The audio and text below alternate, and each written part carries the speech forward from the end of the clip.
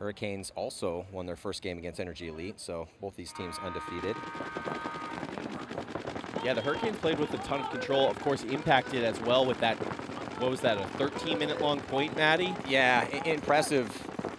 The control and the patience there for Impact. They're going to send Rainey on a delay after getting a kill on Ripple. Another body comes off as well, too. It's not looking good right now for the Hurricanes. Seawright tries to get out wide here to the D side and dives in clean as Pate goes up the middle, try to stop the bleeding here for the Hurricanes. Yeah, minor penalty on the Hurricanes off the break. I think it was the player who was coming through the middle. Impact in full control. Rainey up in the Hurricanes' business. Undetected, I believe, as well. Seawright, though, sneaking into Dorito, too. Another body dropping for Hurricanes out of the South Electronics can over here.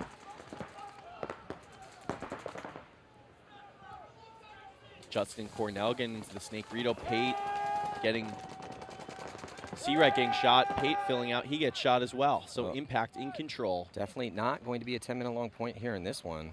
I do like these sneaky moves out on the Dorito side.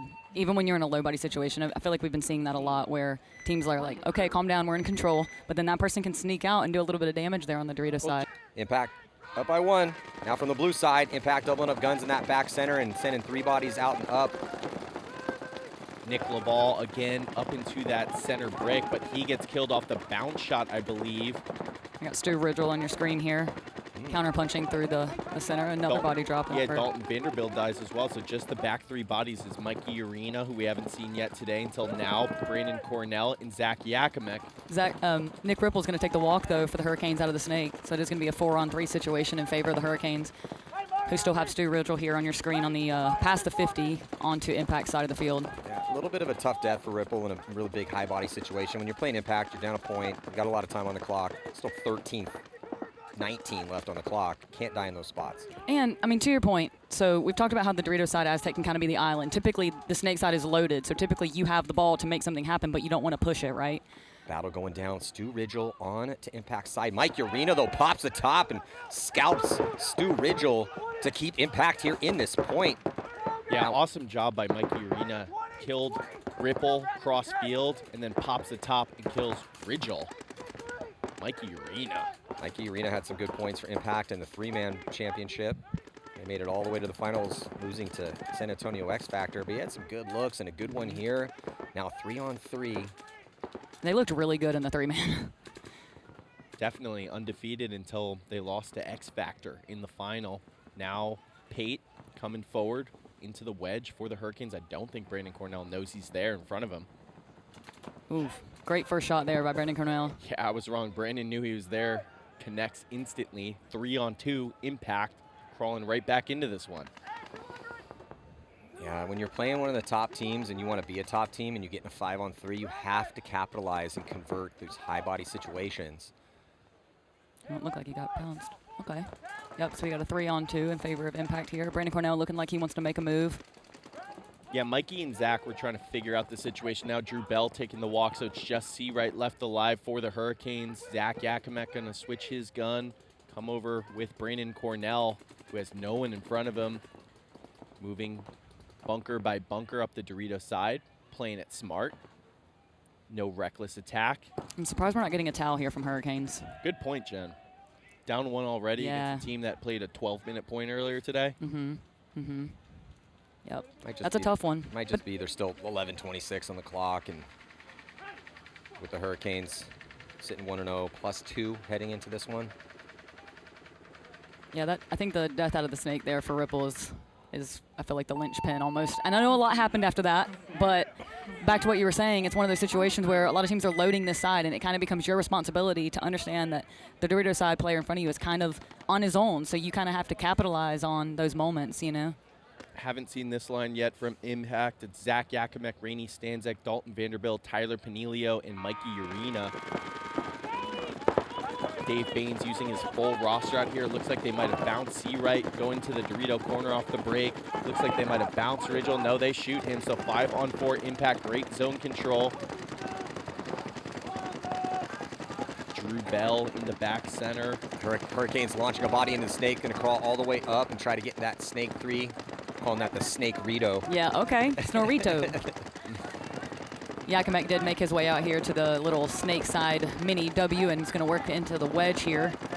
which I would consider a pretty critical bunker on this layout. I don't know about you guys. Certainly. Because of what he's doing right here, right? So, I mean, luckily, C-Right's already out wide here, but if you can keep them in the pocket from there, that bunker is critical. Mikey Arena getting into the Snake 2 for impact with about 10 pods on his back. Love to see it. He's ready for a long one if necessary. 5-on-4 advantage impact. They got the field spread. They always roll their guns. They're always talking. Yeah, Urena so good at getting into these crucial spots. Zach playing right next to him, former MVP award winner Rainey Stanks. It's going to improve his position. Get to the brick in the middle of the field. Good cross-field spread here for Impact. Former Impact player Matt Derula used to always talk about on Impact, they love to choke teams out, go up 2 points, get into the spots, make it impossible for them to go forward, play that clock game like a boa constrictor, just applying more and more pressure, giving you nothing to work with. Right now, Impact with an excellent spread, 5-on-4. Yeah, they're looking good. Burn time, preserve this lead, sitting on a win over the Ironman already. They didn't get much of a spread out of that, so ideally they'd like to run the score up a little bit, but taking any win you can get is what you need to be doing out here against these top teams. Yeah, this is the interesting situation about this layout. Down points, when you need to find offense, where is it going to come from? Yeah, it's been difficult for all teams, and that's why we had a 10-minute long point when Impact was playing the Ironman, is tactically everyone was in pretty good spots and they couldn't find a way to produce offense from those positions, so they had to be patient and let it develop. Mikey Arena inside the Snake Rito. Drew Bell now skipping out from the back center to the south. Electronics can for the Hurricanes. I was going to say, it looked like the Hurricanes were in a little bit of a defensive posture here with Dan Camp on that mini W on the cross here to protect the Snake 3 to Snake 50 gap. But when you're down by 2, still plenty of time, mind you. I don't hate the idea of getting a kill, even up the count, and try to, work them out. But it's still, you kind of want to see. We've kind of been saying the name of the game with this layout is creativity. And it's one of those things where it's like, kind of got to make something happen somewhere. Yeah, creativity, but only when necessary, right? That's so fair. Like if you're Impact, you don't really need to get that creative right now. You're protecting Oh, the lead. for sure. The If you're Hurricanes Impact, yes. absolutely have to get creative, but they Exactly. also they need to. I think patience is a big virtue here on this layout for sure. I think if you're Daniel Camp, it's like you're trying to bait Mikey into a move that Mikey should not make. And that's what's tricky about that posture, is Mikey really should not make that move into the wedge where it's just more difficult to live. He's in a great spot. Zach Yakimek on the overwatch. So if you're Daniel Camp, you're looking at a lane that is unlikely to produce a body through it. Mikey now retreating to the Snake 2. Yeah, to your point, Mike, I was going to say I've seen a lot of people go to this Snake 50 and then go back, set that trap to where the other team says, hey, guys, he's in the Snake 50. Go back, send somebody essentially to their death to try to kind of come bunker someone who's not there. But you guys seen any pod tosses yet? 2. Okay. Neither one of them have been effective. Okay. By the same guy, Brandon Portman for Energy Elite. Mikey Arena backs up to the Snake 1, tries to put a shot in on Ripple. Mikey at first retreated because of the pressure Daniel Camp was putting on him on that bounce shot. He was shooting off of that wedge where Zach Yakimek is playing. They were zinging in a way that made Mikey nervous. Brandon Cornell, Tyler Panilio staying connected. Yeah, just Impact is in such a tight defensive posture after taking a little bit of ground, and then I like the retreat. Mikey getting out of into a much less treacherous position. That was Dalton Vanderbilt in that Aztec, not Brandon Cornell. Keeping eyes up the middle, making sure no one can come streaking onto Impact's side of the field through the middle. That alleyway so important. Vanderbilt and Panilio on your screen. Yeah, and C-Right for the Hurricanes just has to stay alive over here on this D side. They got a triple stack of attackers on the Snake side. And those attackers are mostly just zoned up, hoping to God that Impact makes a bad decision and tries to run through one of their gaps. I just don't see that happening. The posture of Impact is very calm, lots of comms, good talking, chilling in their spots.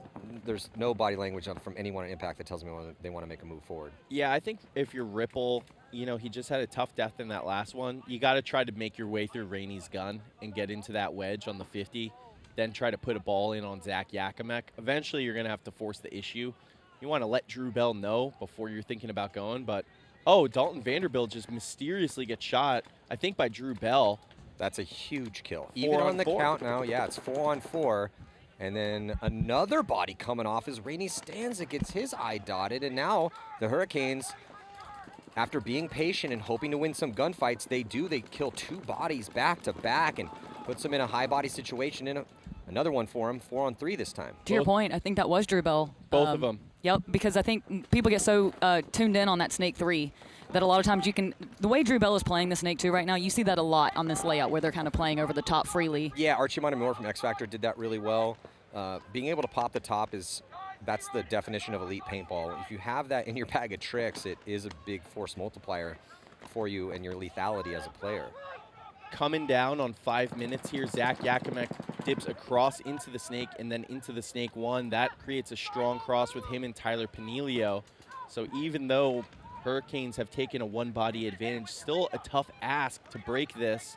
Impact, 5 minutes to go, up 2, just trying to choke the Hurricanes out right here. Daniel Camp and Drew Bell are on the same job waiting for Mikey Urena. I think one of them needs to get to work. Seawright's bumping down the Dorito side here for the Hurricanes. Yeah, I like now that move. Tyler on a hardcore island here. This is a true island. He's way on the back corner bunker with both Urena and Yakimek completely committed to the snake.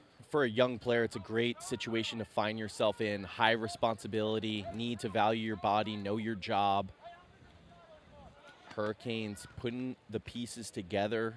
Going to have to find their way forward. I mean, no one's stopping Nick Ripple from going forward, really. I was about to ask. He's been, okay, as soon as we go to talk about him, he switches. But he had been very dedicated to the wire, so I was wondering what his, what his conversation with Drew had been up until that point, and if he's aware of, the kill count there. I would assume he is. But he might be a little tentative because of the early death in the last high body situation. Knows he has some time to work with, but they are now starting to run out of time. We're at 4 minutes. They're still down by 2, and with these lengthy points that Impact has drawn these teams into, Ripple's going to he has to force his move at some point soon. Yeah, and honestly, if I'm Daniel Camp, I think a move back to the back center and then coming behind Seawright works well. Then you can have Seawright try to trade with Mikey. Right now, there's no way to force a trade on the snake side with Panilio in that corner. You just need to get one body off the field to keep your advantage. Seawright's close to Mikey. 3:30 on the clock. You want it to happen. Here comes Ripple. Seawright was very close there on Tyler in that Dorito corner for Impact. It looked like he was inches away from a shot on that. Way to live for Tyler over there in the corner on an island. Nick Ripple pushing into the 50 on the top side of your screen here. Yeah, Ripple not having anything to shoot at, though. Trying to shoot the bounce shot here on Mikey Urena, feeling the pressure, dips down low. He's still going to keep his eyes down that sideline. If Seawright can get Mikey off the field, even if it's a trade, they're in good shape. Here comes Drew Bell into that center brick. He's recognizing there's a ton of freedom in the middle. I don't necessarily love him going hunting for Zach Yakimek here. Maybe he can get the drop on him. Then again, Drew Bell has gotten 2 kills out here. Yeah, he has a couple bunker sets to work with here. With Tyler super focused on Seawright. So this is what I'm talking about. He's got a little space of movement here before he runs into Zach's gun.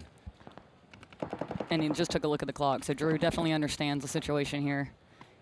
And just 2:30 left, down 2. Yeah, and with Mikey completely focused on the sideline, now Mikey's going to actually get up on his knees, more susceptible to bounce shot, which doesn't exist from these angles 2 minutes right now.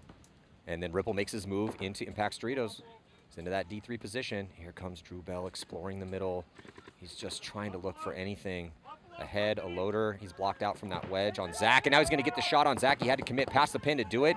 Mikey asking for a check as well, too. Might be Drew Bell. That's a 3-pack. This is probably going on the list if he can convert. Drew Bell after the kill, and then just dives over the top and stitches up Tyler Panilio and Seawright.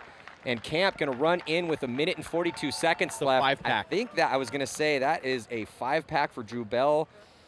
We got a lot of paintball to play, but that is getting starred. That's going down on the list with some exclamation points next to it. Drew Bell in a tense moment, down by 2 to Impact. They had to convert this one to have any chance with all that time taken off the clock. Drew Bell just clocked in. Yep. Yeah, absolutely. So now, courtesy of Drew Bell, Impact now with just a 1-point lead here. Just 1 minute and 36 seconds left to go. Looks like Seawright's going to be taking the walk from that crucial Aztec on the D side. Pate's going to launch after doubling up that back center.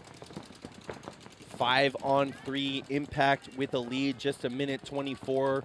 A little too late to concede, especially on this layout. You don't feel good about trying to put up 2 points in a minute. Not a big 30-second point field so far. Yeah, Hurricanes options dwindling for them as we're reaching the minute mark. in a 35. Only need one. Nick Ripple's going to have to make it happen. Don't really love Pate on the cross here from that mini wall with 60 seconds to go. Well, Ripple's thinking about it. He's not feeling any pressure. He's going to have to worry about Laval's gun now inside from that brick shooting his way as soon as he gets into that snake 3. Here, Impact with the calls, calling Buffalo is Nick Laval. Justin Cornell coming off the bench. Tyler Harmon back on the field. JC going forward. So just 3 bodies left alive, down 1, and they're all on the snake side of the field as Impact is developing. They're playing for margin. They get Drew Bell off the field. Yeah, JC running a racket on the D side, on that top side until he gets picked up, though. And then Pate gets his eye dotted. Ripple, last player left alive with 9 seconds left. I think Impact's going to be able to get this point. Laval with some speed sprints in to hit the buzzer, and it's going to be a 2-point spread here for Edmonton Impact, going undefeated on day 1. It's going to give them a +3 on the day.